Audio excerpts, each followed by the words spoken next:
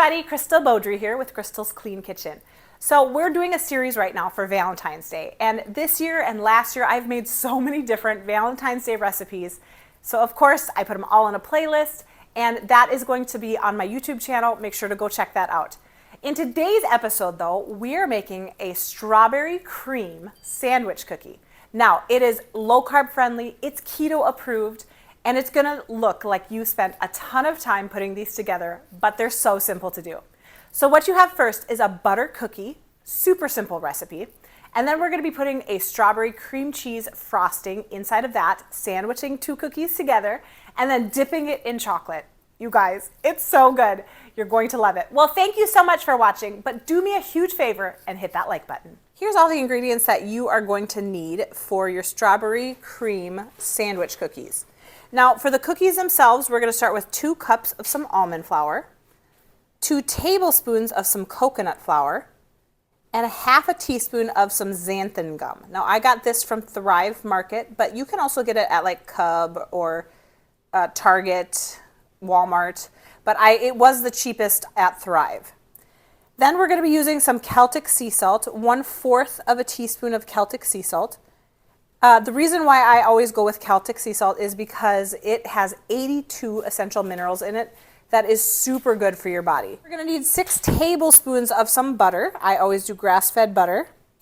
And for our sweetener, I am going to be using some erythritol monk fruit mixture. I got that from Costco, and we'll need a half a cup of that. Now we are going to be using some allulose for the filling, but for the actual cookies, we're going to be using this. You could use any type of sweetener that you wanted though. That's totally fine. Then we need 1 egg and 1 teaspoon of some vanilla. Now for the filling mixture, we're going to be using some cream cheese, so some 3 ounces of cream cheese. And then we need some allulose, so maybe about a half a cup of that.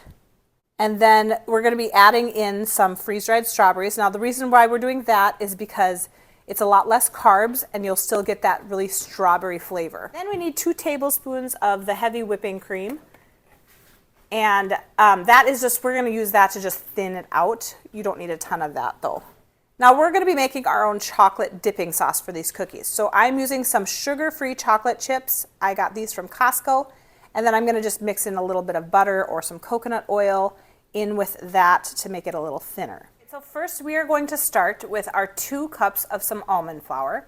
Then we're going to add in our xanthan gum and our salt, half a teaspoon of xanthan gum, 1/4 of a teaspoon of salt, and our 2 tablespoons of some coconut flour.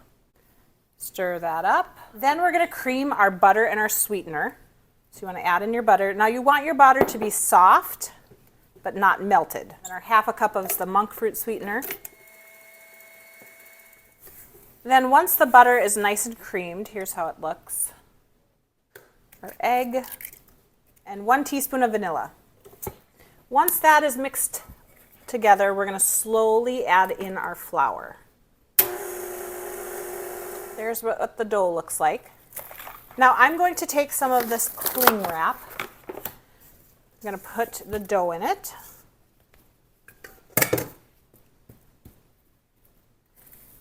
I'm going to kind of smash it a little bit. So I'm going to put this in the freezer for 10 minutes.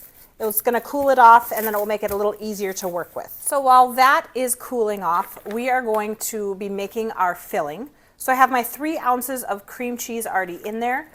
I'm going to be taking some of my freeze-dried strawberries, and I'm going to just try to crush them as I add them in there. Now you can add as many as you want, depending upon how much of a strawberry flavor you're wanting. And it's also going to make that a really nice pink color as well. Now for your allulose, I put a half a cup of allulose in there. If you taste it and you feel like it's not sweet enough, then just add a little bit more. We're going to start whipping this, and then once we look at the consistency, we're going to add a little bit of heavy whipping cream. Now with my allulose, what I like to do, it does come pretty powdered, but I like to take it an extra step and put it in the blender and powder it just a little bit more so that it has no grit or anything like that in it. Scrape down the sides, and then also be looking at the color. If that's a good pink for you, then you can leave it. If you want it a little bit more, add some more strawberries then. I'm gonna add about 2 tablespoons of the heavy whipping cream. Ooh, this is tasting really good. So I'm gonna put this in the refrigerator until we are ready to use it. Now, if you can tell the consistency, it's a little thicker. It's not as creamy as like whipping cream. So I just took my dough out of the freezer. It's not perfectly frozen, which is nice. I'm gonna put it in between 2 parchment sheets. And then what I usually do is I put my hip on one of the sides of the parchment paper as I'm rolling it out so that it doesn't go everywhere. And then you want to roll it out to a fourth of an inch. Then you want to take your heart-shaped cutters and just like you would sugar cookies or something like that, we're cutting these out. And then I'm going to be placing this on a parchment-lined baking sheet. And if you need to put the dough back in the freezer for a few minutes, that's fine also. Then I'm going to bake these at 325 degrees for about 10 minutes until they're lightly browned on the outside. So I just pulled these out of the oven. They actually took 12 minutes, and as you can see, some of the sides are just lightly turning a little golden brown. I'm going to let these completely cool down though before we try to work with them. All right, so now we are going to be making the chocolate to dip in. So I'm going to just put about a teaspoon of butter. I usually use coconut oil, but unfortunately I ran out.